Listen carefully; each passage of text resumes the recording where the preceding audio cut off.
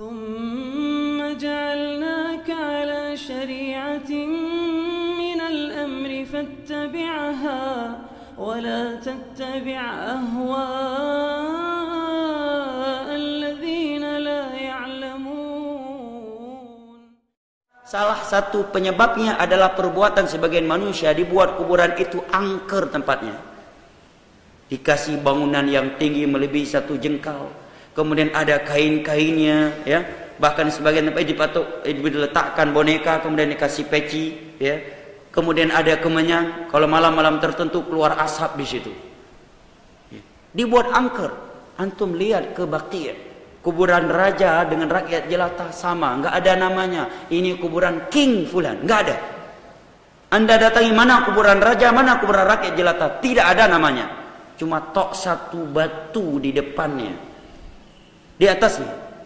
Selain dari itu tanah tidak lebih dari 1 jengkal tanahnya. Syekh Albani demikian kuburannya. Ya, seluruh raja dalam sejarah Saudi sampai hari ini punya harta kekayaan triliun dolar. Kuburan mereka tidak melebihi 1 jengkal tanah dan 1 batu pertanda bahwa itu kuburan. Di tempat kita untuk kuburan puluhan juta habis uang. Untuk pembangunan kuburan, untuk infak masjid hanapeng, tidak ada uang. Untuk kuburan ada uang. Anak yatim tidak ada yang perhatikan, kuburan diperhatikan. Apakah dengan kita membangunkan kuburan yang bagus membuat penghuninya semakin bahagia? Dia sudah berada di alam barzakh. Dia akan mendapatkan nikmat dari Allah Subhanahu wa taala kalau dia ahlinya.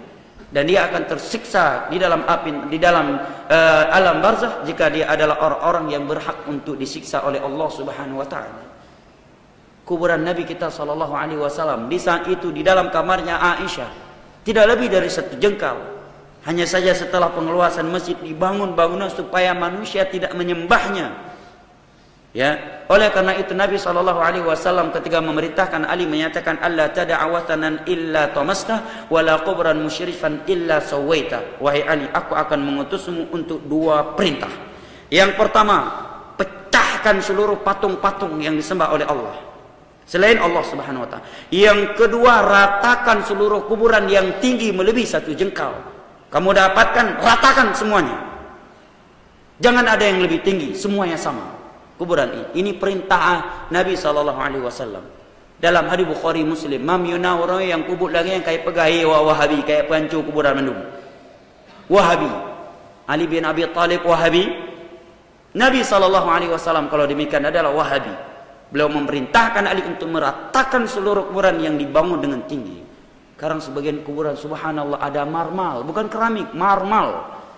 Untuk ke masjid tabah tak temen hai di terdekat. Kibau orang lain. Untuk anak yatim nggak ada uang, fakir miskin kampung nggak ada uang. Untuk kuburan puluhan juta habis.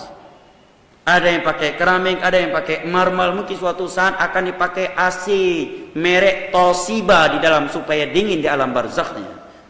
Mungkin akan dibangunkan kantin di samping kuburannya supaya kalau dia kelaparan di sepertiga akhir malam bisa langsung belanja di kantin Indomaret di samping kuburan itu.